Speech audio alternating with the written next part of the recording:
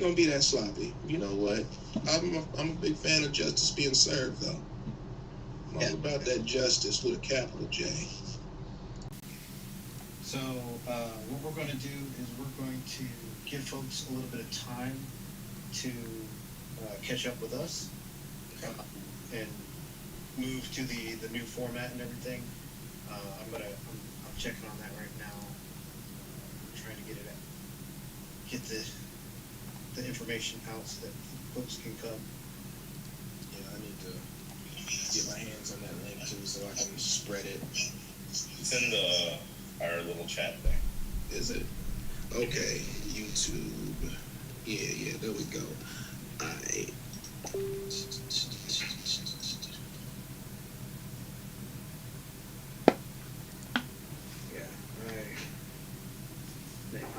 Whew. Well, that was,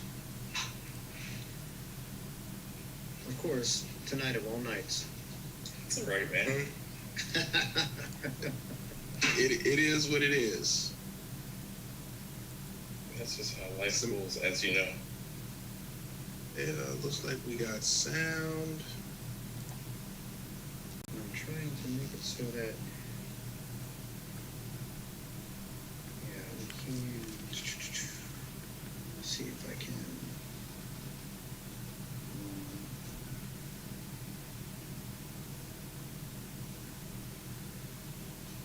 All right, so yeah, we'll give it a few minutes until folks can find us before we get started. I apologize for this craziness. I tested it earlier today. I tested it earlier today just to make sure, and you know how things go. Murphy's Law is the strongest law. Doesn't matter about gravity, all the ones. What will happen will happen. Ain't nothing in the world stronger than Murphy. It's true, and I know this. I know this, and it's me not paying enough homage to Murphy that's kicking me in the That's all right. Murphy always gets theirs. I mean, it could be a female. I don't know. I'm not gonna assume. I mean, I think it's more of an organization. two people are gonna get theirs. It's gonna be the IRS and Murphy. Oh my God, that reminds me of one episode of the Batman Animated Adventures, like the good one. That was just amazing. There's one part where Joker lost all his money, and they're like, "Boss, don't pay the IRS. Why don't we just run away?" He's like, "I do not mess with the IRS," and they go to pay. Yeah. Hey, because that's what got what was it, Capone, right? Yeah. Tax evasion. Like all those big, all the big time mobsters and actors, nobody got them until the IRS got them. So Looking at you, Wesley Snipes. We didn't see him for years after that. Oh, he messed up. yeah, well, he listened to the wrong person, Mm-hmm. which we have all done. Mm-hmm. Definitely true. We have all definitely listened to the wrong person at one point in our lives. All right, gentlemen. So I don't know, I don't know if people are going to pop up on here anytime soon or not. But Chat's moving. we're gonna. Is it? I can't even. I don't even see it. Where's my chat? It's on the YouTube page that I'm seeing it move. I'm not even seeing any chat. That's all right.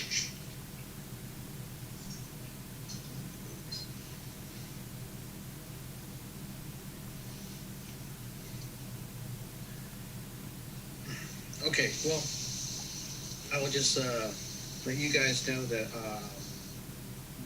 I can't see the chat. I'm sure that the folks who are helping us out here will send me any questions that come in. Hopefully we've got... It'd be okay. If we just do the ones that you sent, that would be more than enough. Yeah. As long as we've got people watching, then we can get started. So, Okay. Could you allow me to share again whenever the chance is? Yeah. Thank you. Sorry. No worries. All right. Okay. There's a chat on Zoom too, man. Look, this is my first time doing the whole Zoom thing, so I don't know nothing about nothing. Welcome. It's interesting. All right, so here we go. Alrighty. All right, ladies and gentlemen, thank you for being patient and waiting. Welcome to Ask the Knights Live. This is the special edition. I am your host, Logan Pathwarden, and tonight I have two amazing Scadians with us. We've got Count Cito, and we've got Stelios. Thank you, gentlemen, for showing up. Pleasure's ours. Thank you for putting up with all these technical difficulties and all the craziness we've endured over the almost last hour. That's right. Like I said, the story that you can use. I said, "What does the red button do?" And I pressed it before you told me not to. It's my fault. I am sorry. All right. No one listens to me. All right, gentlemen, welcome to the show. Tonight, like I said, is a very special episode. We are going to be talking a lot about the things that are basically moving this country and pushing this country and our society in the last few weeks here and today. And I wanted to make sure that folks had an insight into our experiences as POC, as Black men within the SCA, and even within the United States. There are so many of our friends who know us but don't know us, and who have questions that they're reluctant to ask. And tonight I would say, hey, this is your chance. Ask us those questions that you're not sure of. Ask us those questions that you've been wondering, that you've been worried about.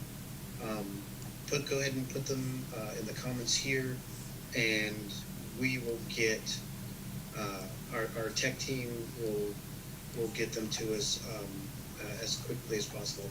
But before we even get started, before I allow these two wonderful gentlemen to introduce themselves, I have to say a huge thank you to our compatriots, our comrades over at Between Two Peers. Without their help and without their technicians' help and their crew's help, we would not be doing this show right now.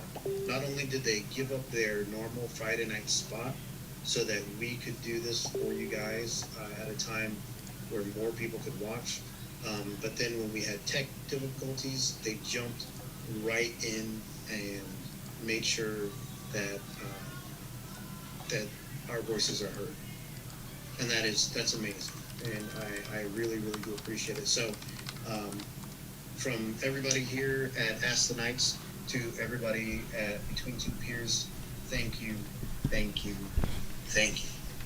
very much. Now I will shut up and I will allow my guest here to introduce themselves. Please introduce your mundane self, your SCA self. Tell us a little bit about who you are. Councilor, I will let you go first. Thank you very much. I appreciate that. Thank you for having us on the show. It's really an honor. And I have to say always, as a person of color, obviously I don't speak for everyone in the SCA. All I can do is speak for myself. My mundane name is Spencer Aaron Waddell. I'm 34 years old. I've lived in Illinois most of my life. But I was in the Air Force for a stint where I traveled to Germany. I was a crew chief on C-130s. I got to go over to Kuwait for a while. I have done a lot of different jobs. You name it when I came back, when all the jobs were really hard in 2009 around then. I worked at Victoria's Secret for a year. I worked at GNC for a year. I worked at Walmart for a little bit while going to school. I worked as a security contractor, armed security contractor, traveling around 300 miles a night throughout Missouri and St. Louis, answering phone calls. Now I'm a personal trainer. I want to be a physical therapist. I was a Red Cross phlebotomist. You name it. So I always like trying things. And I'm really happy to be here. I've been in the society for 11 years now. Just got finished with our reign. It was a really interesting time for it to end during the whole COVID fiasco and people really, really were so thankful they gave us support. We tried to make new things happen, doing things on Zoom. As you can know, things just do whatever they want to do. Sometimes we had times where like, hey, when's court going to happen? Like, I don't know. It's going to happen eventually. So that's just a little bit about me in the SCA. I love martial arts. I've been doing this for most of my life. It's been a really, really good time. And thank you for having me on the show. Absolutely. Thank you so much for being here. Lord Stelios, I know you don't like that, but you get your title. Titles. It's at the beginning and maybe at the end. That's it. I have no use for titles, but yeah. For those of you who don't know, I am the most electrifying man in modern medievalism. If you've listened to the podcast, you probably know where that comes from. Stelios Amenopis on Eurus. Mundanely, my name is CJ Hayes. I am currently a juvenile counselor. I have been a police officer. I've been an American soldier. But I've been black all my life. So I got a lot of experience with that. Especially, having grown up in the Deep South. Oh, I got stories to tell y'all. Gay Rome teen. But I'm very, very happy to have been asked to be part of this because anybody who knows me, they know I got a big mouth, I got a lot to say, and y'all have given me a platform to do that. And I thank you so much for it. Also, watch Between Two Peers when you get the chance. Awesome show. Absolutely. Yeah, fantastic show. So, my name is Logan Pathwarden. I am mundanely Leo Limas. I spent 20 years in the United States Air Force as an explosive ordnance disposal technician. I've got 4 combat tours in Iraq and Afghanistan. I've got all the bumps and bruises to prove it.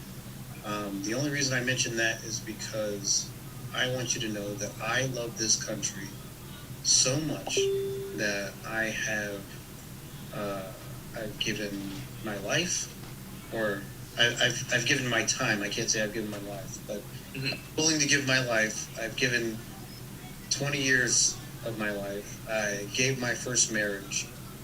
I've given I've given a lot. But I love this country so much, and I think it is the best country in the world to be from. However, in my experience as a black man in this country, it's not always necessarily the best one to live in as a person of color. And we will get further into that. So, without any further ado, I think we should start getting to the questions. Sure. Agree? Yeah. Okay. So I'm going to ask this first question like I ask a lot of my guests. And this is just a really easy one. What drew you to the SCA? Like, what about the SCA, or how did you find out about it, and why did you say, hey, this is something for me? I'm going to let Lord Stelios go this time first, so. Man, if you call me that again. I want to get one in there. Okay. Hey, he's a count. He can do it. No. I'm just, yeah. Anyway, so a long time ago, there was an MMO called City of Heroes, actually. And I ran a rather large guild on there, and we had a Ventrilo. Was it Ventrilo? I think it was Ventrilo. We had a Ventrilo channel, and we had this one guy who was always talking about the SCA, and I'm like, what is this?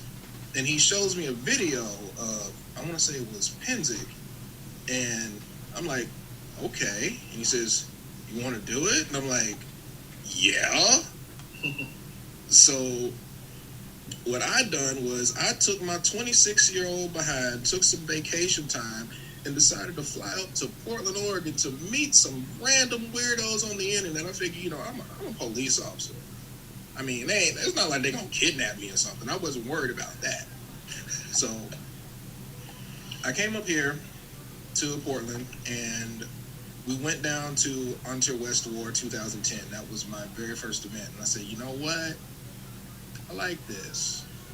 I get to experience all of the adrenaline of combat, but none of the guilt of actually having to take a life. because you go out there, you brawl, and when it's over, you go and you pat your opponent on the back, and you go and have beer later, and it was great. To me, it was this beautiful amalgamation of violence and camaraderie. So I was like, yeah, I'm all in on this. And a year later, I packed up everything in the 2 Foot Lockers, got on a plane, and flew to Portland, and never looked back. Wow. Very cool. Well, for me, when I was stationed at Ramstein Air Force Base in Germany, my best friend that I've known since we were 12, we used to play card games and card shops, Yu-Gi-Oh, Magic the Gathering, everything you name it. He was like, I'm doing this bamboo stick fighting thing. You should do that when you get back to the States. I was like, that sounds great. I was 22 at the time, not knowing that at Ramstein I probably could have looked around since I was in Drachenwald and probably could have found people to train with there. But as soon as I came back to the States, I started playing. I met friends, I met loved ones, everyone, and I haven't turned back since. Like I said, I tell people, like, I can talk to someone and they will vouch for me anywhere in the United States, maybe even the world, and give me a couch to sleep on. You get to fight, you get to have a good time. I've done Battle of the Nations, I've done MMA, I've done different screamo fighting, I've done Shion and Brew, you name it, all different fight systems. But the level of what we do in this game as far as fighting is amazing. And then 2, when you get done fighting, you can learn everything about the world. You can do arts and sciences, blacksmithing, you name it. So it was more like, I started this because I didn't have any money for martial arts at the time. And I was like, the SCA is relatively free. Free. Free. But, but it was a good place to start. So you can still do so much, and that's what got me into the SCA. And I've been here ever since. Awesome. So I guess in this one I have to answer these questions too, because Yeah. how this works. So I was in high school. What was I? Like a freshman, junior, or something in high school.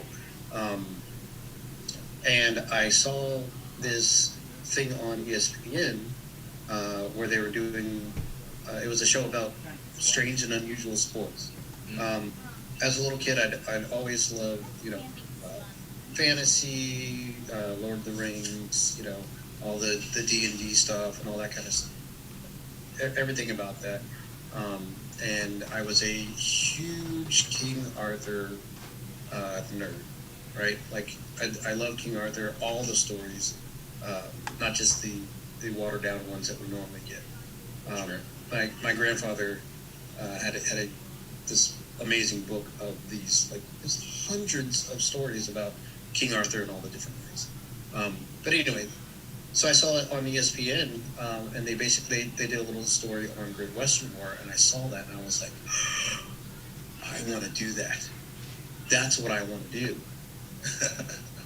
And this is before, like, internet was readily available. I did not have a personal computer at the time or anything like that. So, like, I had to dig. Yeah. Wow. I finally, like, I ran into not even my local chapter, a chapter that was 2 cities away at a little Renaissance fair demo that they had, and got hooked up with it. They hooked me up with my local barony in my city, and I haven't looked back. Like, I started as a teenager. As soon as I was old enough, I got to college and put together my first suit of armor and started training. I had I'm embarrassed to say this, but a Freon can helm was my No, that's cool. You're talking about your roots. right? That's so cool. Wow. Right? And that was the year before I think they outlawed this. So that was back in '93. But then, like, I've had a few breaks here and there. When I joined the military, I joined late. I joined at 22, and so I took a break going to basic training and my tech school and everything. And then I got to my first duty station in Las Vegas at Nellis Air Force Base in Las Vegas. And I was like, I still had all my stuff. I was like, man, I gotta look them up. So then we had computers. It was so much easier and everything. Looked them up, jumped out there. Shout out to Barry and Stockhoffen. Y'all are awesome. Always were, always have been. And then, like everywhere that I've lived, I've done SCA. The greatest time that I ever had in my entire life was in Drachenwald when I was stationed in Germany. It's one of the reasons why I still call Drachenwald home, but we'll get to that a little bit later. And then I have to tell you that the West Kingdom has been amazing. Of all the kingdoms that I lived in, I don't want this to sound trite, but they come in at a very close second, only because Drachenwald was so awesome that it's really, really difficult to beat them. And I know that Sir Ferguson McCart is going to probably beat me up on the field next time for saying that. But I mean, I love the West Kingdom. I'm very happy to be here. I love the Principality of Sinagua. I love the Mist. I love everything about this kingdom. But yeah, that Drachenwald was a big thing, and we'll talk about that a little bit later. Why it was such a special place to be. Sure. All right, so I guess that's the first question down, huh? Yeah, one down. Man, you got 3 guys who know how to talk. All right, so I'm going to jump real quick into because we're already getting tons of questions from the chat here. So Sure. I'm going to look at these real quick. Okay, so one of these questions is one that I plan on asking anyway. This is from Thomas. Thank you, Thomas, for sending in this question. So we're here to talk about this tough bit of our current history. And Thomas would like to know, what issues have you experienced in your SCA careers, and dealing specifically with the topic that we're talking about, racism or exclusionism because of who you are or what you are, I guess. Stelios, do you want to go switch every other? I'll go first this time, and then you go first next time. Sure. Okay. So it's hard. There's been sometimes, most of the time people are generally nice always, but we have biases, and some people are not raised all the way. I know for certain that in some events or some walks of life, I've been maybe the first African-American man that some people have met. And sometimes people don't know how to actually talk to you about things. They try to say things to put you at ease. They try to do things to make you feel like one of them. And it's hard. Something that I think that is not a compliment as these days is saying, you're the whitest black guy I know. That's one of those things where you're like, I see what you mean by this. You're trying to include me in something that what you are, in that case, and relate that I am one of you. And I appreciate the sentiment. However, I am a black male. Don't rob me of my heritage. Don't rob me of that part. You can, and it's not as backhand to say, wow, you speak so eloquently, or you speak so much this way. It's just who I am. My mom was a kindergarten teacher, and my father was a Sears, Roebuck manager. Then he was also an Army veteran during the Vietnam War. All these things, my parents raised me the way I am.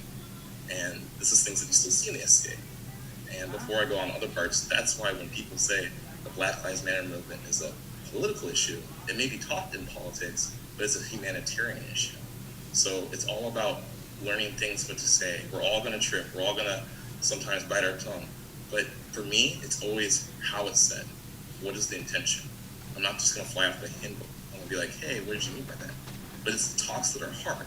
It's things that you have to put people at, it makes them comfortable. But that's just one thing that I've had. I've had some people, like, they've talked to me that I've had friends that I've now known for almost 11 years. And during this last Prince, especially when I was Prince, we talk, we get in our cups, we talk about things. I won't mention names, but one of my white friends was talking about, like, hey, I have white guilt about this. I learned that this is where the bad blacks live. This is where the good one lives. He didn't carry that over, but he's like, I'm trying to learn how to be better. And I was telling them the first part about being better is just talking about things, being able to listen, knowing that people are going to have all different viewpoints, but just listen to that person's viewpoints, then take what you can from them. But I'm going to ramble some more about let you go, Stelios. But that's just one instance.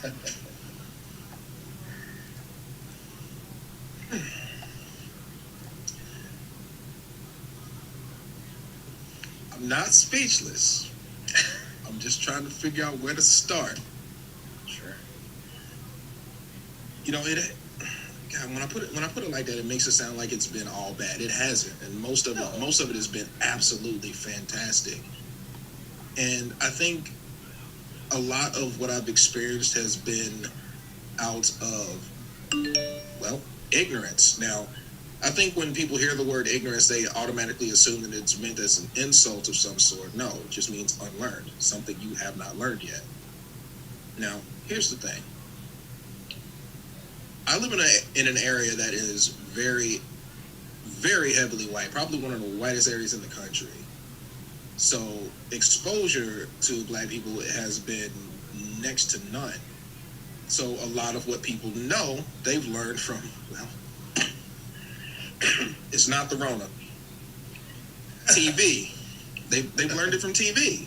And if there is one thing that I can say is that TV has not been good for our image, especially us as black men with dark skin.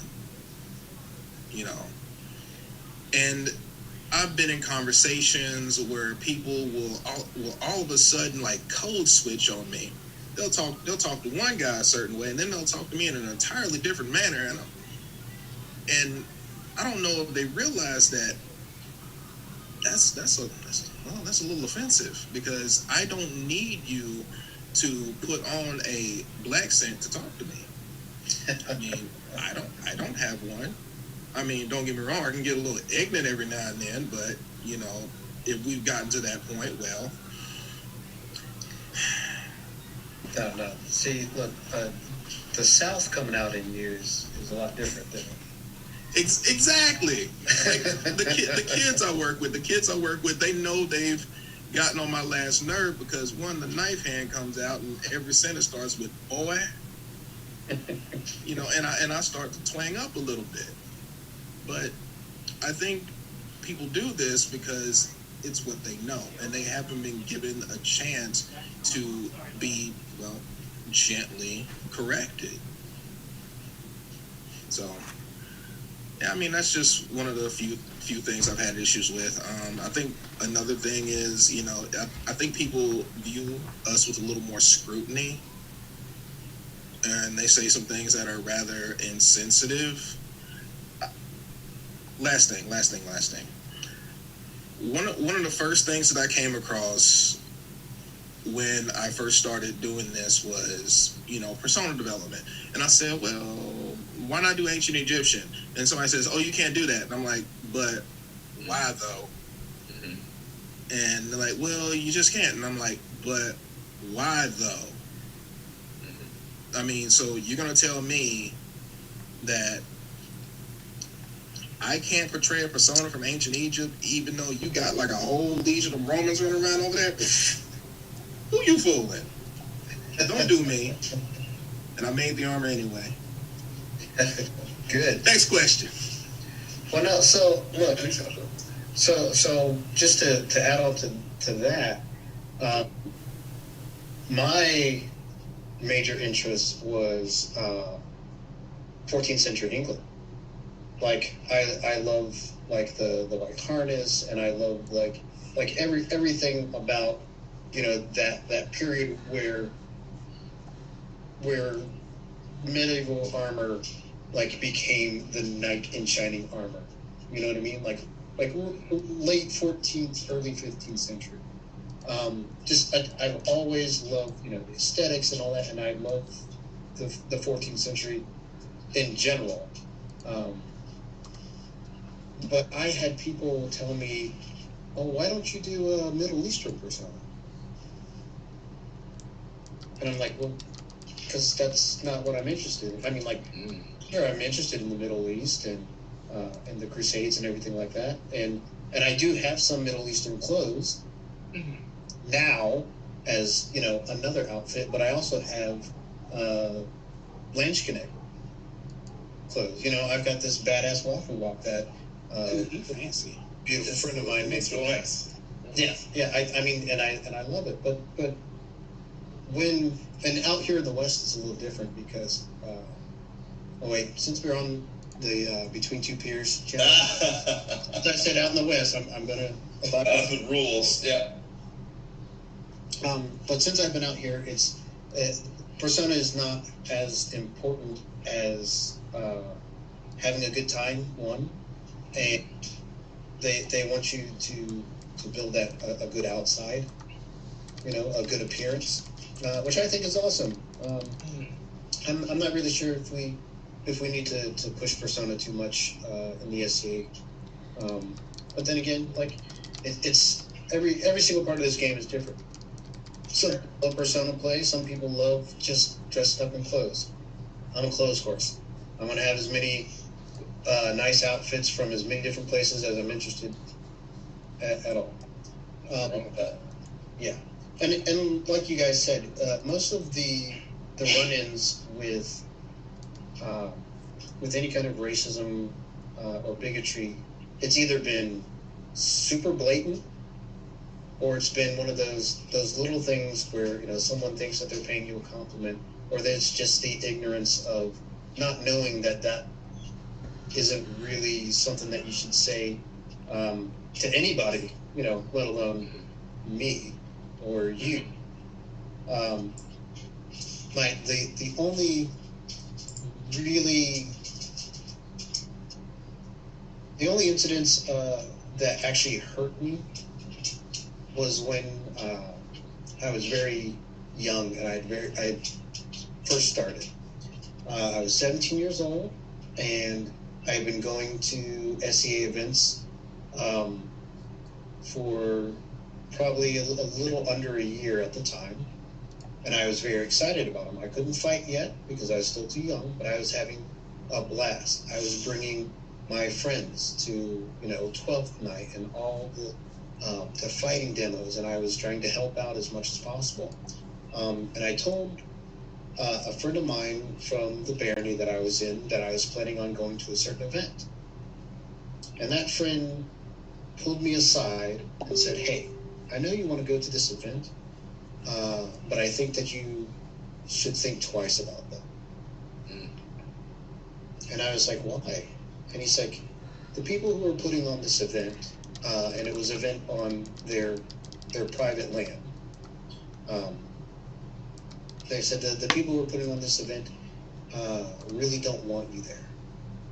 And me thinking, because the SCA had been a place where I wasn't a black kid, I was just a kid up to this point, and me thinking like, wow, what did I do? What did I do to offend someone where they wouldn't want me at their event?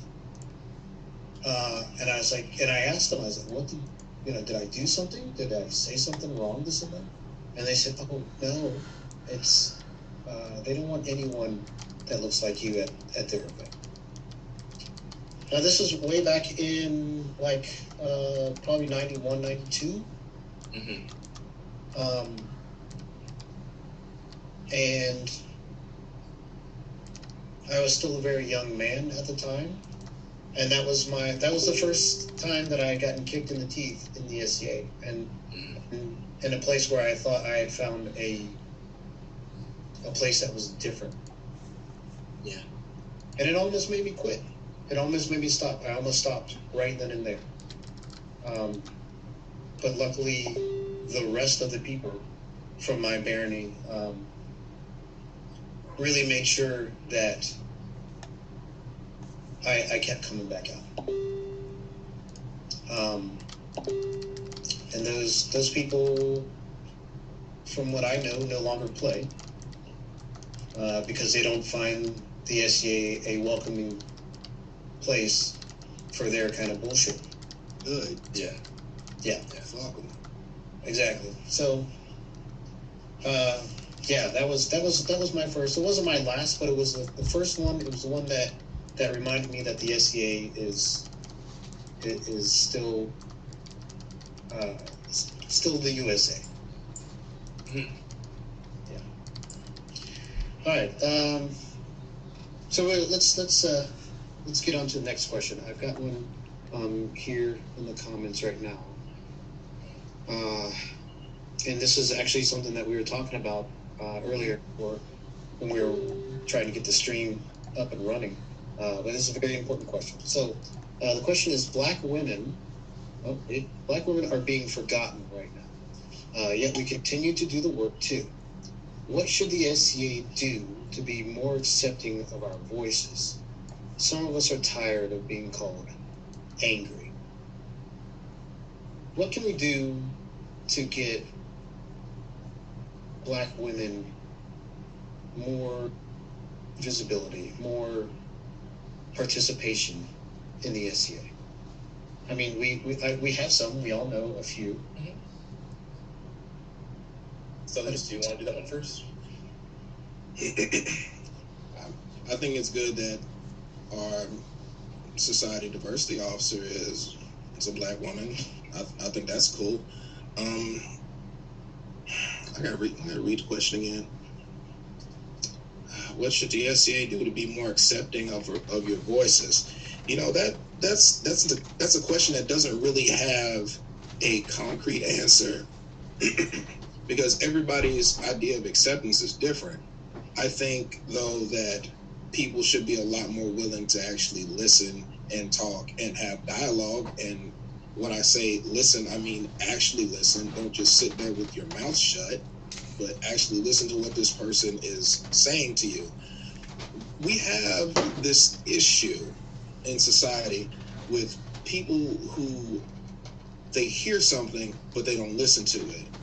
They hear it in order to respond to it, but they don't listen to it to understand it. And that's a problem. It's a problem that I've had. I mean, I'm not going to sit here and act like my hands are clean. They ain't. Hell, I fucked up. You know, I've said things, I've done things, things I'm not proud of, but I've also, learned from said things. And one of the things that I learned to do is listen. Listen, not to respond, but to understand. And I think that's a skill that a lot of people need to learn how to develop. And a lot of the time when I am going to do that, I will ask the question, I will tell this person, look, I am not going to offer a rebuttal or a response. I just need to hear what you have to say so I can think about it. And that's worked very well for me, and it's worked very well for them. One, they didn't feel like they had to fight me.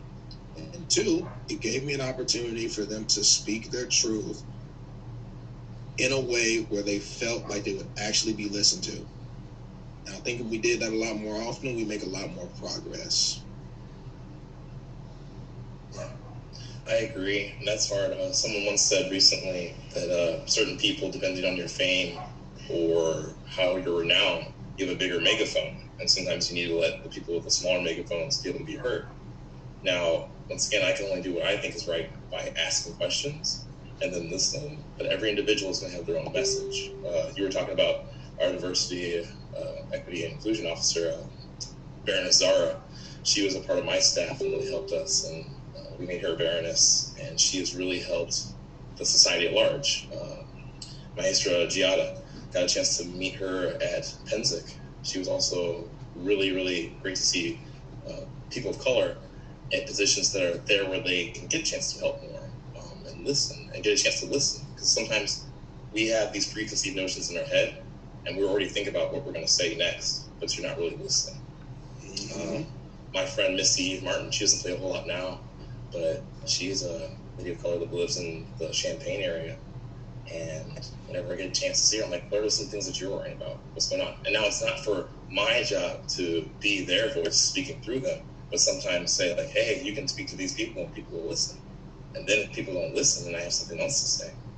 But everyone's going to have their different opinions, and you have to be able to listen to them and take those and move forward.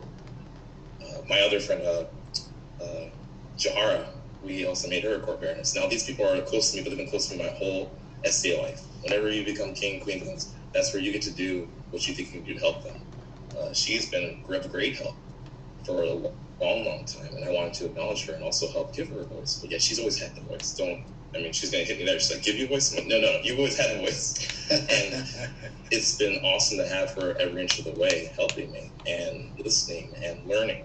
And it's weird. So once again, I'm only 34 years old. I have a lot to learn. However, I have lived my life. I have seen people die. I have seen having to deal with friends. I've helped friends die. So even though we're getting kind of farther the woman of color thing, where I want to say people dismiss me sometimes just because I'm young.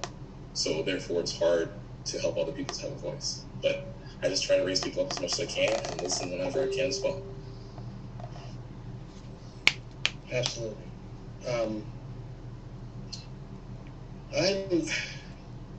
So when it comes to POC and women in particular, I think one of the things that the SCA needs to do or should do is that we need to. We've talked about this in other circles. We need to do more demos.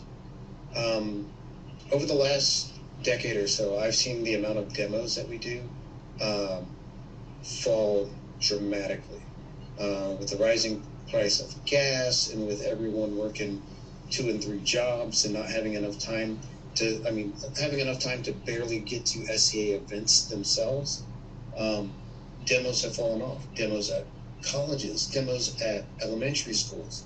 And this is where we need to go, and not just for people of color, but for everybody, for our future generations. We need to get out there and do some demos, and they need to see women of color, men of color, everybody. They need to see the diversity of the SCA in that demo, and not just in the people who go to do the demos, but in what we're there to show them and teach them. You know, like I would love to see someone start studying the fabrics of Maasai.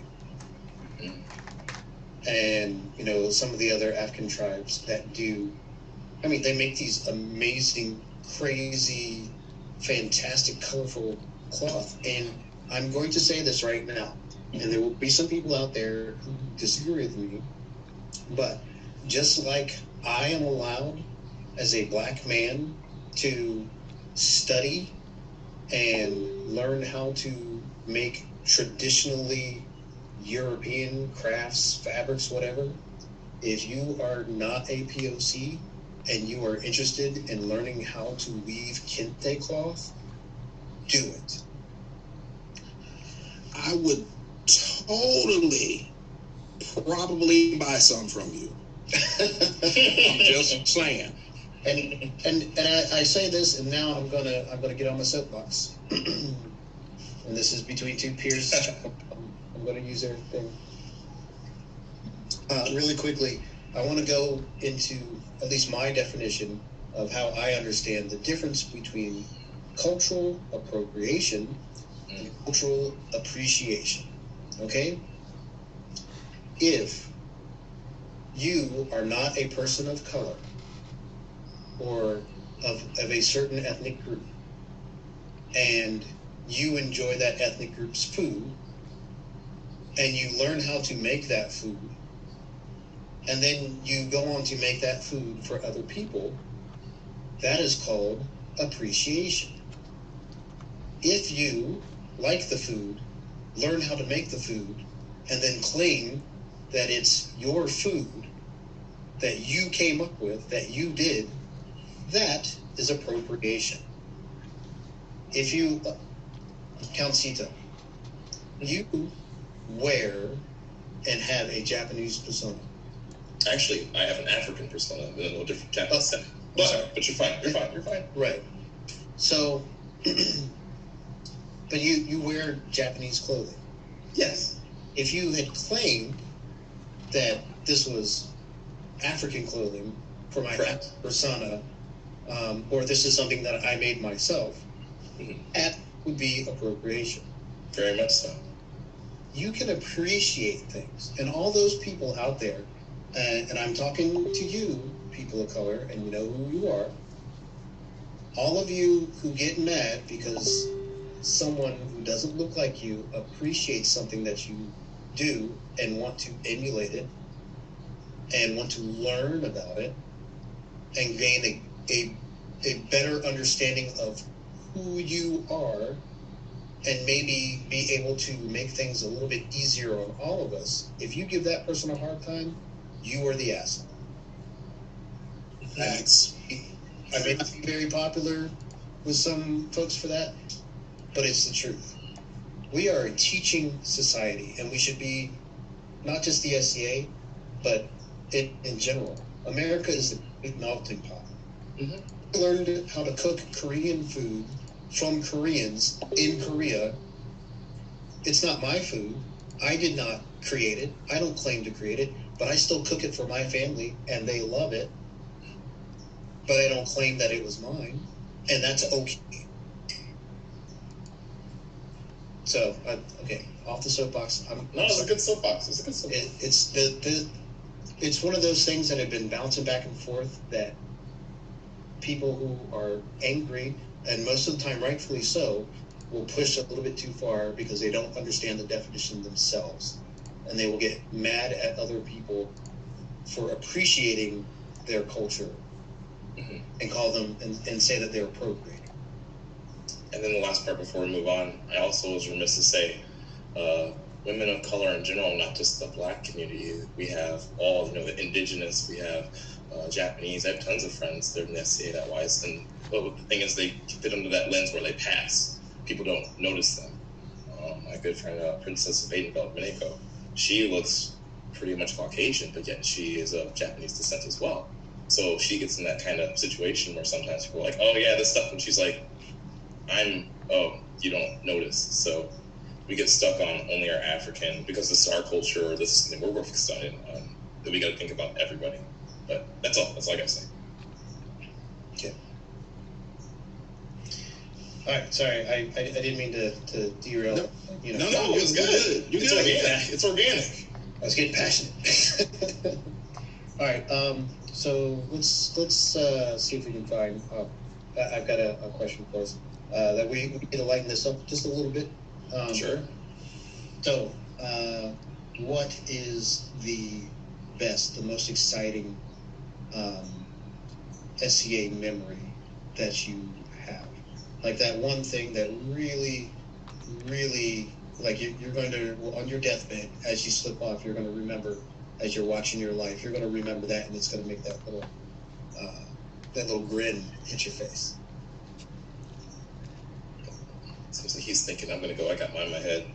It was, since it's recently, I really remember when I was a Prince and I wasn't feeling that great, I got a chance to go to the youth field and get to watch all the youth fighting. And it is amazing. We have kids all the ages from like 5, 6, probably maybe even a little bit younger, fighting, doing all this stuff. And I'm just like, man, I wish I had this when I was a kid. And also these kids here, they're gonna be dangerous if they stay in this later. So I need to be nice to them, make them my friends now. So it was nice to see them. And it was cool because some of them, they've been in the SCA for a whole long time. And they're like, we feel like we're not really appreciated. And I was like, I'm sorry that you feel that way, but I'm here to hang out with you. And I've always actually, for the past 5 years, I try to come by and like teach them something or have them teach me something. But things are busy and I'm making more time. You have to make time. We always say we're busy, but I make time to go see them. So I got to watch their tournament. Everything was going on. And this one young lady was doing awesome, kicking butt. She was in the oldest division. She's doing great. And she came back to me. And I was just kind of, I'm 6'4", I'm 280 pounds, but I blend in and people don't see me sometimes. It's very interesting. So I'm just sitting in my chair. And she comes there, plops in front of her father, and she's like, Dad, I was supposed to win this tournament. I was doing really good. And they ended up having the tournament of the last fight without me. I was helping my friend. She was having like heat exhaustion, and they didn't see me. That's BS, Dad. And she's just going, and she looks up at me and she's like, oh my God, all the princes here. I didn't know. Or something like, it's okay. It's all right to be mad. It's okay. We all make mistakes. And that's not even a mistake. They should look to see and find you. So at that point, I was like, I could stop this whole tournament to refight this. But then the kids are going to hate me too. So I just, she ended up getting her point. She did really well. And later I gave her a link from my chain. I said, this is what you had chivalry. We're going to talk about this later at the end. I want to, like the 7 things we talk about in the whole SCA, like our core values. You showed these today. Don't ever forget this. And just to see her eyes and be happy and know that maybe she won't beat me so hard when she finds me on the field one day, it makes me so happy. So that's my favorite story that I have right now. Awesome. Lord Stelios. Oh man, Yeah, I did it again. What's up? got him. You know what? Both of y'all gonna get the friction. That's fine. But Hey, you don't remember what happened the last time we crossed Glaives, do you? oh yeah, you killed me, but you died too. And you killed me. Boys. That's the question. Gosh. Okay. Sorry. The thing that I remember, I've only been doing this since 2011 consistently, so I'm still writing this story in a lot of ways, but God, there's been so much stuff that has happened. Mhm. It's kind of hard to just grab one thing, but the story about the kids reminded me of something that happened at a crown tournament. Me and my Myrmidon sister Andromaca, we were walking by this Eric, and they had all these youngins in there, and they were running around and doing what youngins do, in armor, of course. And so we walk in and we pick up a couple of sticks, and they look at us and we look at them, and one just goes, yeah, and they all charge, right? And so I'm fighting off all these little animals, and I remember this one kid specifically because he's the son of Stephen of Pembroke. This kid threw a perfect Molinet. Perfect. It almost hit me with it, and I'm like, okay, where did you learn that? Because I'm pretty sure that you don't know how to program the VCR or the DVD player, but you know how to throw that shot. And you almost hit me with it. You remember the thing that we used to watch all the Dragon Ball Z tapes on? You are totally right. I totally know. But yeah, I do have a soft spot for the kids. I love the kids, so yes, it was really the son of Stephen of Pembroke. It was really the son. But So I do love the youth combat, so a lot of my memories are with the kids. So, and this is funny. One of the reasons I think that we all have these fond memories of SCA kids is because they're kids. And these kids have not, like, they see you as somebody who is here at this SCA event with them. They don't see you as anything else yet. They have not been sullied. They have not had Life experiences. exactly. And all they do is they see you as another friend, just like they see other kids. And I will say this: racism is learned. Absolutely.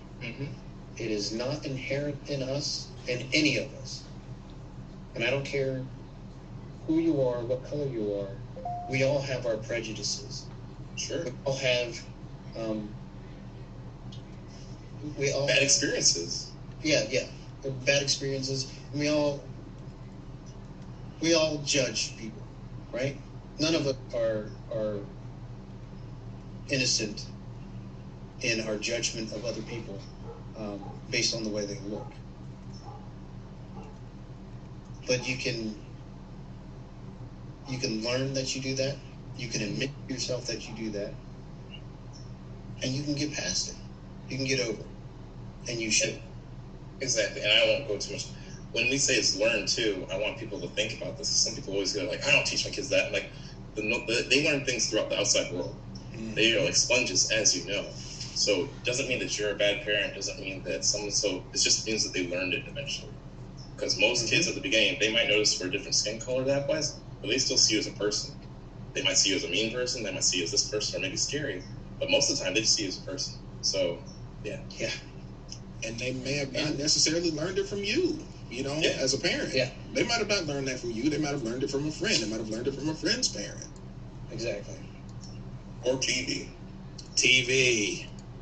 Yes. We do not have It's an cable in important this thing. house.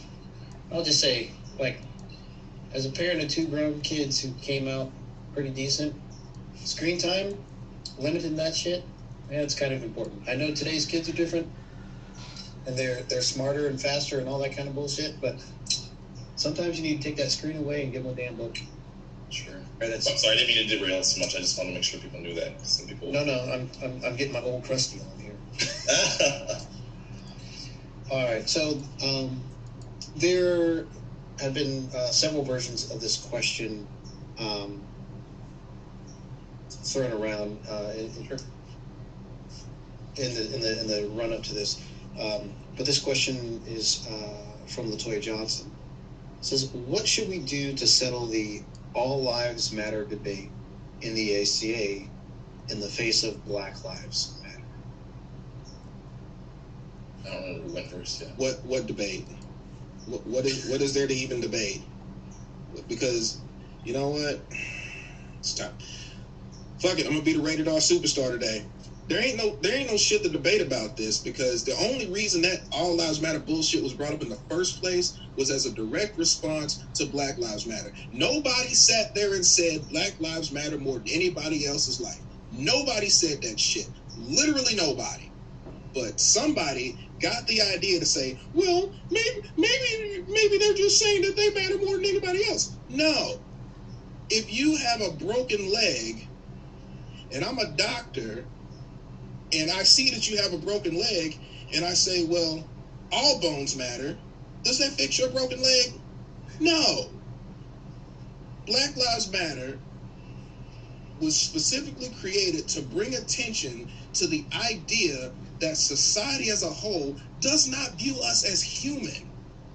They do not view our life as valuable. I watched a video of a police officer kneel on a man's neck for 8 minutes. I've arrested suspects that have done terrible, heinous things. I've never put my knee on a man's neck for 8 minutes. You have to have something in your head to look at a person and say, well, that's not really a person to me, so I'm going to kneel on them for 8 minutes. And the whole reason that All Lives Matter bullshit was cooked up in the first place because somebody somewhere felt the need to try to discredit the very idea that we might want to be valued the same as everybody else. And to say that part where people now, I don't care about the wording, that part is fine. That is definitely true. And now people are saying, well, all lives don't matter until Black Lives Matter, which is saying the same thing. But I'm glad that they finally got it. So that's fine. And the biggest point, I won't say it again after this point, is that when people say keep your politics out of your SCA, we are humans. There's always going to be politicals whenever we get together. Now, they may talk about the political agenda and use Black Lives Matter for whatever we talk about government-wise, but it's a human rights issue. And like when I made my post talking about being arrested, or not arrested, but detained at that point and things are going through your mind, that was more of a, like I said, it's a humanitarian issue. And I know things were illegal. I'm not going to get into that because I don't know if we'll do that question later. But that's really what needs to be done. And if that makes people uncomfortable, it's their fault if it makes them uncomfortable. Now, we have to be careful how we say things because words matter. But sometimes you got to check yourself and see, why does this make me uncomfortable? So, if your feelings matter to you more than my life, we got a problem.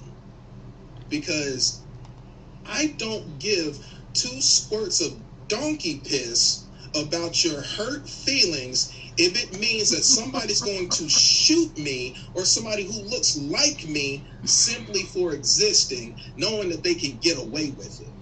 That's a much bigger issue than somebody's ego being bruised. I'm sorry, y'all. No, I'm sorry. I'm sorry.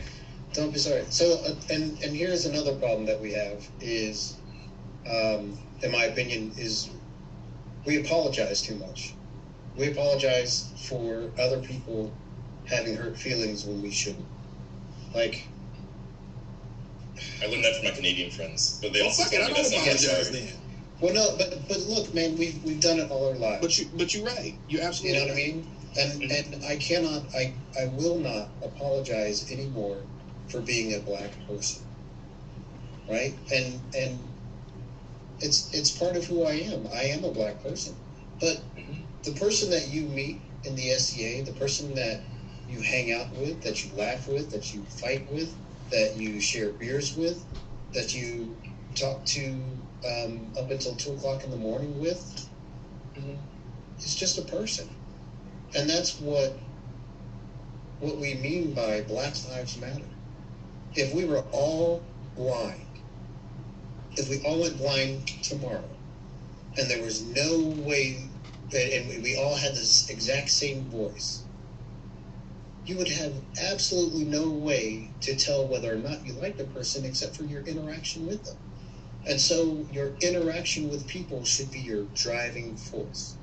And you should strive to interact with as many people as you possibly can, because you do not know what you are losing, what you are missing out on when you do not interact with people. I have been, for 6 months, I was stationed in Saudi Arabia. In every country that I've been, I try my best to get to know at least one local person. And I try to get to know, I want them to know that I'm not judging them for being a local person. I want to know about them. I want to know what they think about the country that they're in, that they live in. Why do they love it? What if I am on vacation in this place, what should I go see? What are you proud of about your country? You know, one thing that I found out talking with Saudis, talking with Iraqis, talking with Afghanis, South Koreans, Germans, French, all these people that I've served with, we all have something in common. We all want to be treated with respect and dignity. That's it. It's as simple as that. And if you treat other people the way you want to be treated, we wouldn't have any problems whatsoever. None whatsoever. And we would find out that we have much more in common than we do not in common. God damn, there's a fucking soapbox again. All right. I think this should be addressed. The apology. It's a knee-jerk reaction, and I'll tell you why. For the longest time, I have not been allowed to get angry. I've not been allowed to be angry. I've not been allowed to be loud. I've not been allowed to be aggressive, because that leads to somebody calling the cops. Because, oh God, CJ got angry. I'm gonna go hide in my office and call the sheriffs. Even though I fucking work here. And I was gonna. I'm sorry. Was that specific? No, and even since you opened it up, I have my friend, and I'll call him out in this part because good. His Grace Duke Edmund, who was the king while I was prince, and we had a talk once before where he's like, "I've never seen you angry. I've never seen you lose your temper." And I didn't tell him right there at that point, but in my head I was like, because I can't lose my temper. And that's why when people say, "Well, I'm afraid of being the angry black person. I'm afraid of being the angry so and so," this part, you are in control of your emotions. That's one of the few things you are in control of. You own it whenever you do fly off the handle, but I have not. People worry about if I did, but I'm not going to talk about that. But it's just those things, I am in control of that. And it takes time. My whole life, going back to when Spencer was just little, I remember being in third grade when someone was like, I thought black people ran fast because they beat me in a race.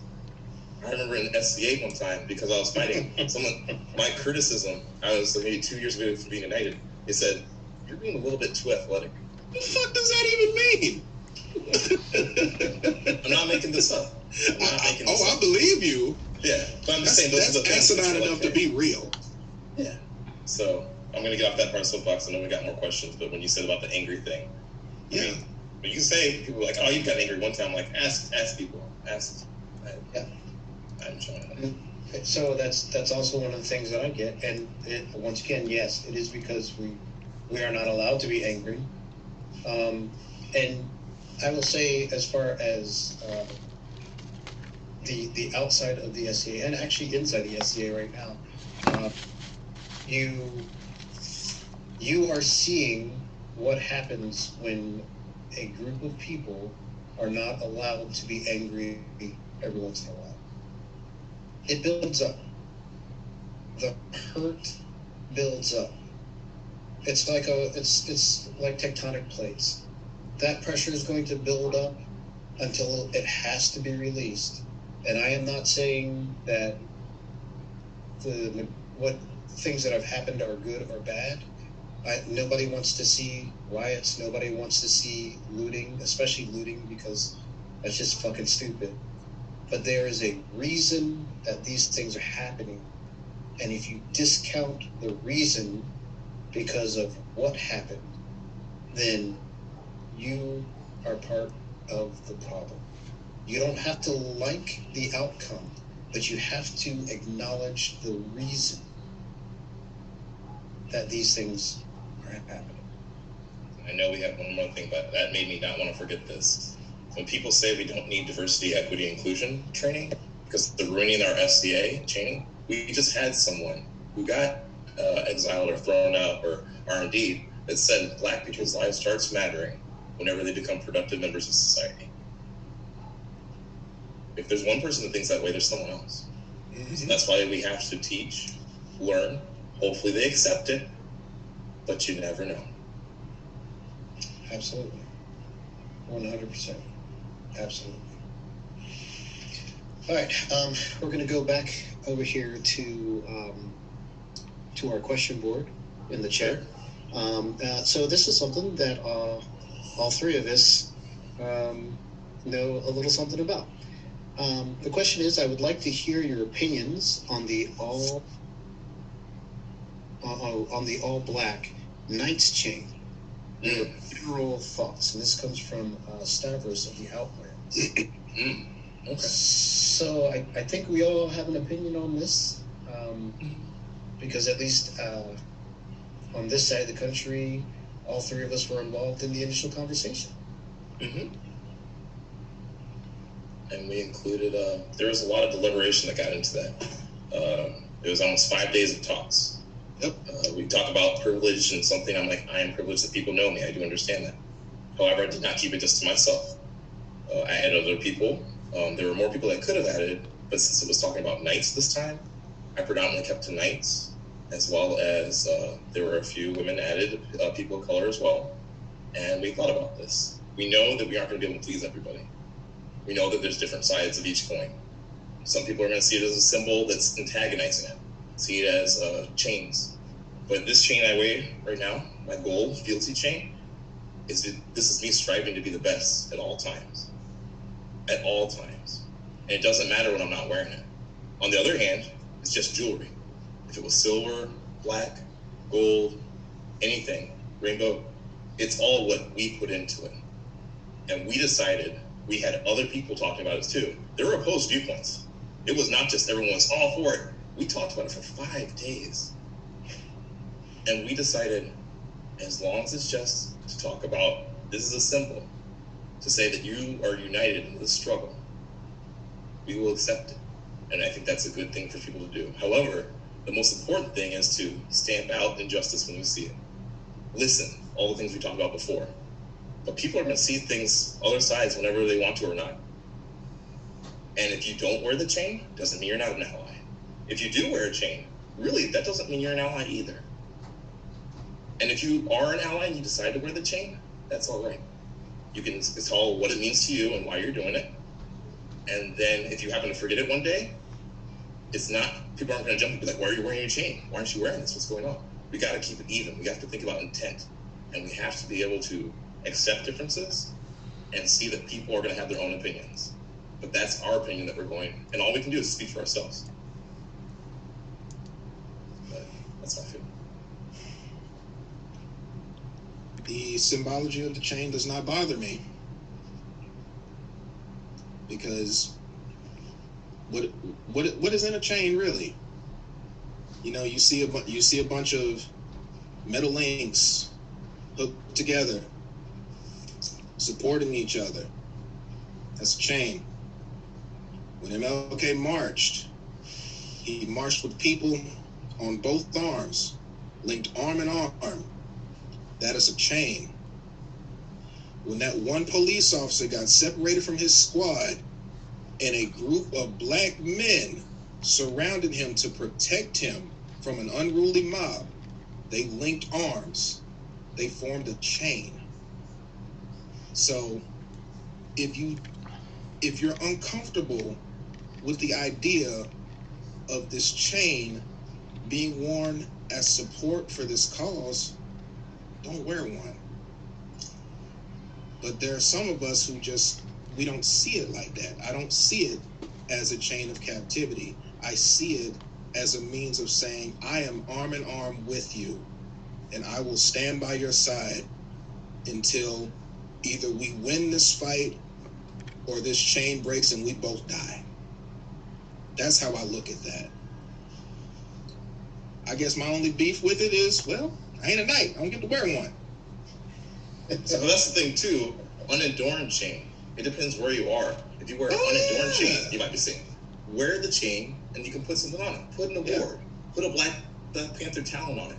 Wear a ribbon for people that want to wear ribbons. The only reason we said black chains is because we are knights, or people that want to be knights, or people that aspire to be knights. So we're not going to tell you what to do. You can do whatever you want in that part. But that was what we were going to do. In that case, whoever is making these, get me some info. There you go. Thank you. I'm sure that'll happen.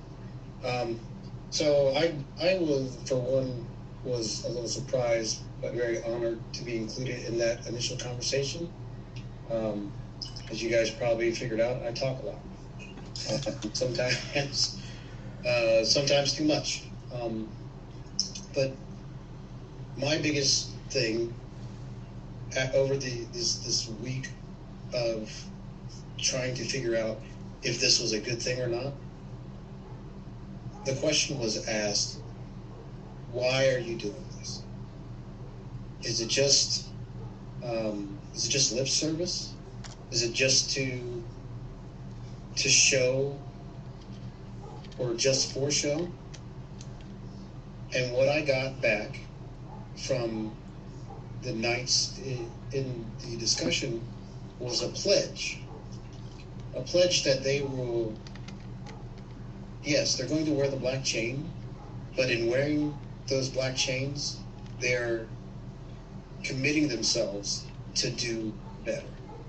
Not only to be more involved, but also to educate themselves on maybe an art or science that is more Afrocentric, or something that's less Eurocentric. Now, the SEA is a technically Eurocentric educational organization.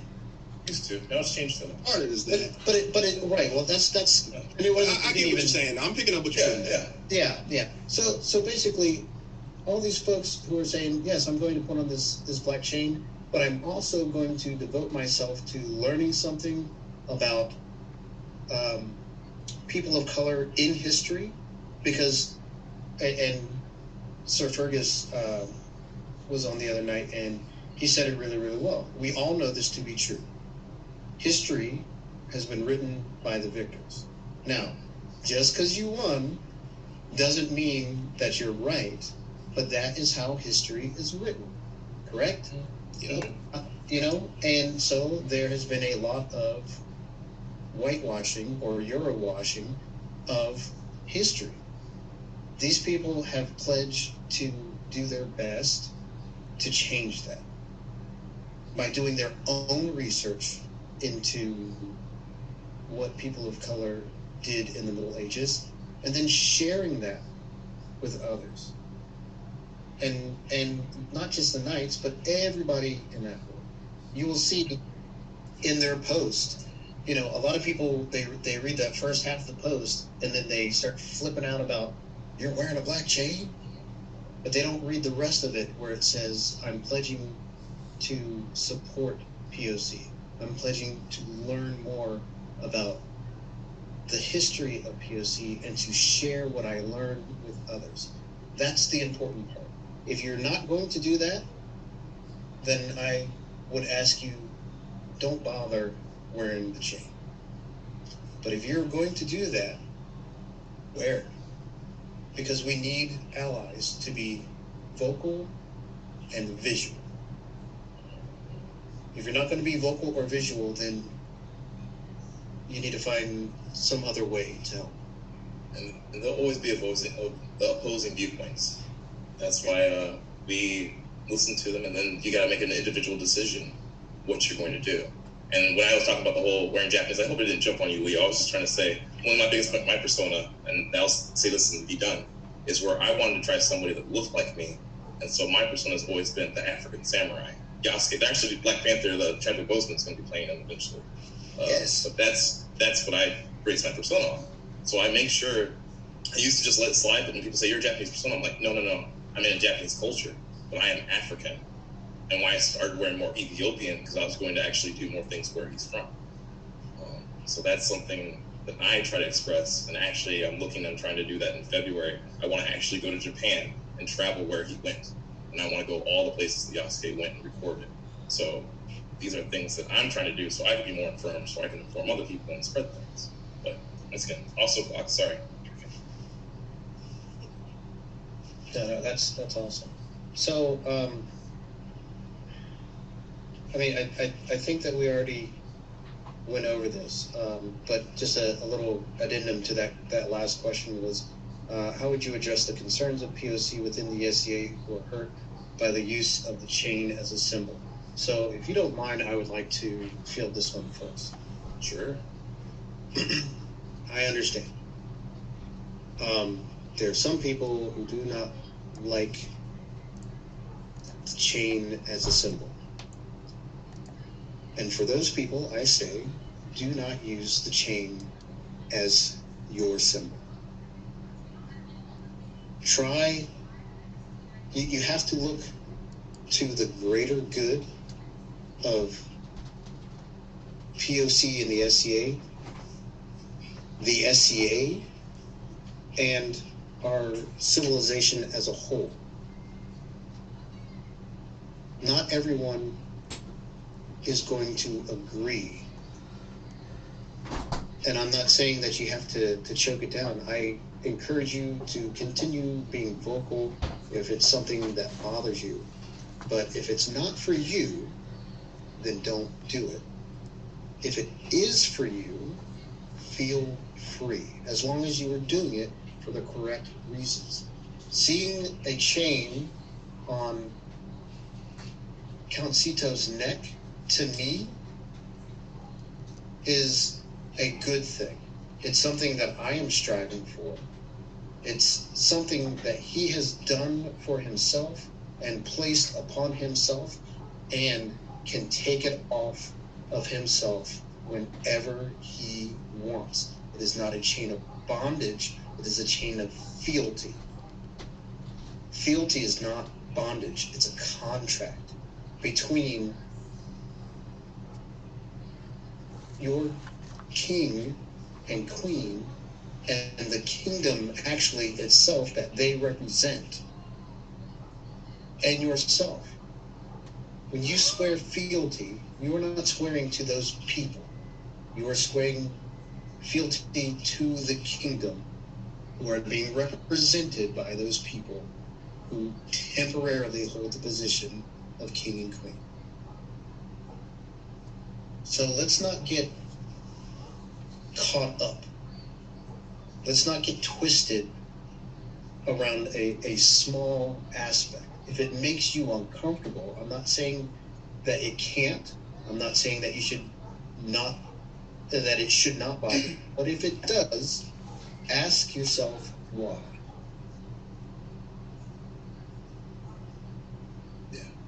And then, especially with fealty, as I tell a lot of people, fealty goes two ways. This is not just as being former king recently. This is how I thought always as a knight, as a squire, anything. Me deciding to put on this chain, because once again, I decided to put it on. It was awarded to me. I've been recognized, but I decided to keep on putting it on. Like I said, I can take it off, then I'm unchained. But it's me taking it off, and I decide when that part. But however, being also a knight, I decide it's always. People say, well, you don't know if they're a knight if they're not wearing a chain. There is always a good thing that's being like, well, you got a white belt too. If I take this off, you should know I'm a knight because of how I act. That's all I got. Hey, y'all said it all, man. I mean, It's all I can do at this point is hype man and say, yeah. But I want you to know there's always going to be opposing views. And it's not that if we don't agree that we're enemies, it's just we see it from different sides. And we should come to talks and try to understand why. But if we get to points where you don't understand and we need to go our separate ways, that might happen. And you don't have to like everybody, but you have to respect them. I mean, don't feel like your viewpoint is invalidated simply because somebody doesn't agree with you. You know, and more than anything else, please don't let a disagreement over something like this end a friendship. It should not. No. Especially with the intent behind it. So, you know, one, don't let it think that you know your feelings are being discounted.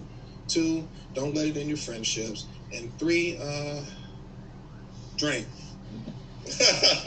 Oh my God. But yeah. sorry. So we're running a little long, but if you guys are okay, I'd like to continue going with a few more. I'm here. As you would wish. It'll be recorded. People, if they want to watch it later, Yeah, it's fine. Absolutely. So, oh gosh, where did this one go? Okay, so this is one of the things that Calcito and I were talking about a little bit earlier today. So, if you would, if you're willing, will you tell the story of getting pulled over right after you won the crown? Yeah, it was a little bit after I won, so I was Prince. I was going to a far event. The princess and our friend Zara was traveling separately because I had to do some fittings for a friend. And I was driving along. You know, I was looking at, it's so weird to look at these posts and see it was actually on June 21st, and I was right past South Bend, Indiana. So I was driving, a cop was in the median, he pulls out real quick, made me nervous, so I got over. You know, Cherry's Berry's light comes on, you get pulled over, and you're not sure. Now, actually, I don't know if you made me still be able to share. I think I am. I actually have the video. So I know you're not supposed to, like, do things real fast, but I was like, man, if anything happens. Now, this is all after things have happened. People have said, like, don't shoot me, don't stuff happens, and you're scared. I've been in law enforcement. I understand things that you're supposed to do. I understand about being courteous and calm, but you still get scared at this point. And I have my SCA stuff in the corner, as you can see. But I was like, okay. He comes up on the right side of my car, and he's like, hey, driver's license, or do you know why you pulled me over? And I was like, no, I do not. And he was like, well, he didn't really give me a reason. That's the thing. And he said, driver's license for registration. And I was like, okay. I give this back to him. He looks, and he's like, all right, I'll be right back. And then we did that. That's when I took the picture. I was like, oh man, I don't know how this is gonna go. I'm just nervous and put my hands on the wheel now at this point. And he comes back on my left side and he's like, get out of the car. I need you to get out of the car, please. And I was like, at that point, you're like, but why? I need you to get in the car. I'm like, okay. So I'm making sure not to be menacing. And this is not all for show. This is not things we talk about like, oh, I'm trying to do this. This is honestly how I felt. And it's when I made this post, preface this, and I did it on my birthday. I didn't want to do it on my birthday. It was just something on my mind. I didn't want to do it as king. I didn't want to do it as prince. I know that has different polarizing effects. And I wasn't going to keep it to myself. My friends were like, please share this. And it reached so many people. I'm still getting, people are like, I show this to my kids. I show this all stuff. Talk about young white kids that have known me since they were like 4. Now they're older. Like you said that part, the little kids, now they're 20, 22.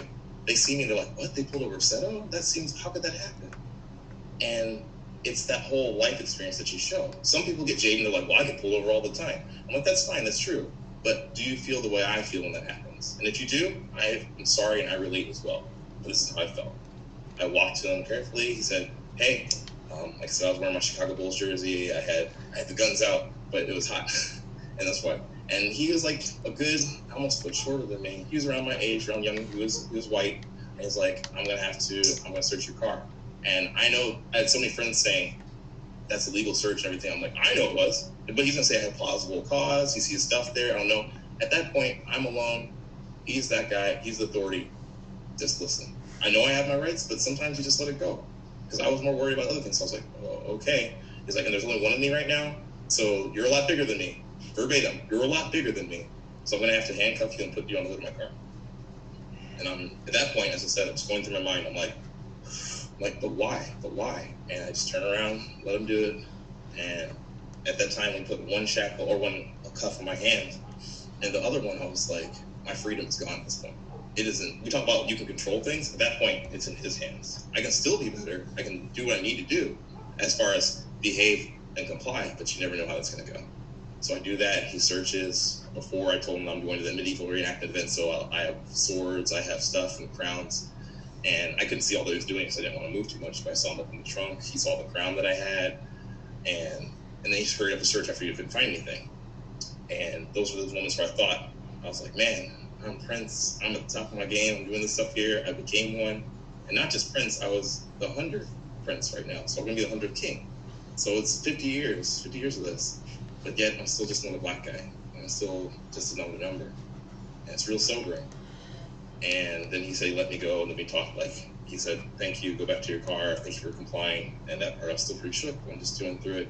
He comes back, giving my license. He's like, I saw that you're a veteran. I was like, yep, I was in the Air Force. I was crew chief, Scene 30. He's like, yep, I was in the Air Force as well. I was a security force officer. And I was like, hey, officer, am I free to go? I was like, yes, have a good day. And then I drove for a little bit, pulled off, and I just started bawling. I was just like, man, what if? You start playing that what if game. What if they thought this? What if they thought this? And I called her highness at the time, my wife, and she was like, hey, this got happened. I'm okay. I'm glad everything went right, but I was just shocked. And that's the part where I'm glad I shared it. I'm glad it's reached a lot of people. I'm not trying to say I speak for all people of color. I speak for myself. I happen to be a person of color. And this is my experience. And a lot of times people look past, especially me being kind and nice, and people don't see me being mean. They don't see me angry. But when I'm fighting, yes, I can be violent, explosive, but it's like never out of maliciousness. But they still don't see at that time I'm a 280 pounds, 6'4" guy over whatever, and they can be scared and worried. So that's the story. And there's some other stuff, but that's the most one that's ever impacted me the most. So my question for you is, did he ever tell you why he initially pulled you over? No. And I'll be honest with you, that part is either I was so shell-shocked after being like, because it happened a year ago now, so I can't remember exactly. It might have been like that whole, oh, I thought you were doing erratic driving or you pulled over real quick. But for the most part, it was not anything solid. It was not at all. No light, no tail light was out. You weren't going over the speed limit. Yeah. So, and the other thing that I really want to drive home is the feeling that, like, you were at the top of your game. Mm-hmm. You're riding high on the things that you have accomplished in your life, and all of a sudden, within a matter of moments, it's all stripped away from you for no reason other than you're a black man in a car full of stuff. Yeah. And I had some friends that, like, I hope you fit a description, which doesn't help make it better. But they're like, I hope that and I know still that part where they're like, maybe they were actually looking for something, like they said this, but that still doesn't make it better. It's hard, and I'll be honest to you, not being all dour, but when I was getting out, I was like, man, if something happens and I get shot, the mid-realm is coming after you, and they're gonna be mad. But that's really bleak for that's the happiest thing you're thinking about during that moment. But yeah, no, I don't. Yeah, it's a real sobering thing, and I told some friends, not that a lot of people were very compassionate, they were sorry, they were scared, but a lot of people, once again, they don't really internalize how scared you were, because everyone gets pulled over. Everyone doesn't like getting pulled over, but I'm not like going, hey, I'm not making it up. I was so like, well, this could be it. Who knows? And that's one of those things, like, I've been prepared for that since I was a teenager.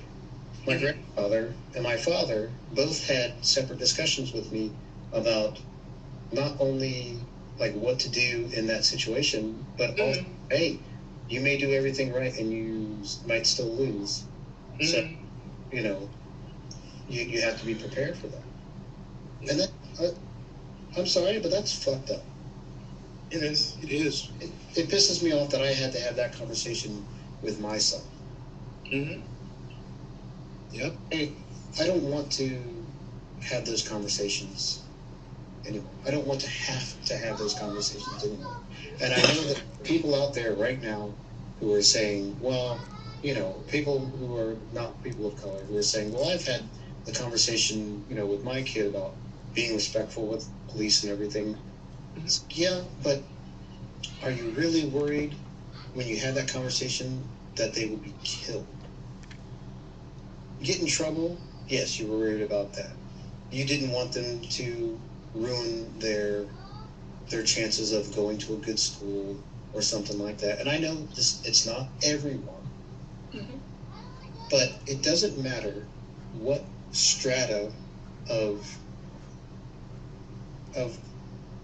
the black experience you're from, you know, the super rich movie stars to the poorest of the poor folks.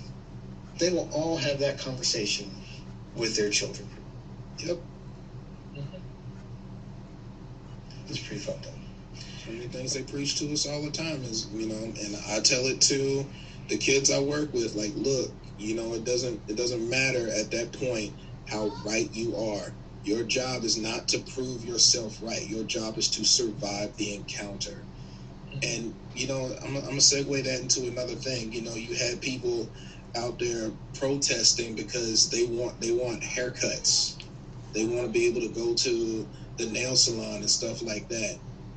But if you look at all those other people out there protesting, you know, in the name of BLM, they're protesting because they want to be able to have their day in court. Yeah. You know, they want their court date, not a eulogy, not an officer and a priest going to a parent's house and saying, well, this thing happened. And you know what else they want? They want equal sentences. Yeah. Or when they do something dumb and they get caught, they want the same sentence that anyone else is going to get. Yeah. Get the same circumstance. Yeah. That's it. That's all these people want. They don't want special treatment. We don't want special treatment. We just want some fucking fairness. Is that too much to ask? Yeah. All right. So we got another pointed question. This one is for you, Stelios. Your Black Panther rig. Yeah. Oh Lord, here we go. So I think a lot of people know you for your Black Panther rig, your SCA kit, fully acceptable SCA kit. But when you first popped up with that, you got a lot of blowback. I mean, you got a lot of pats on the back, but there is some grumpiness about it.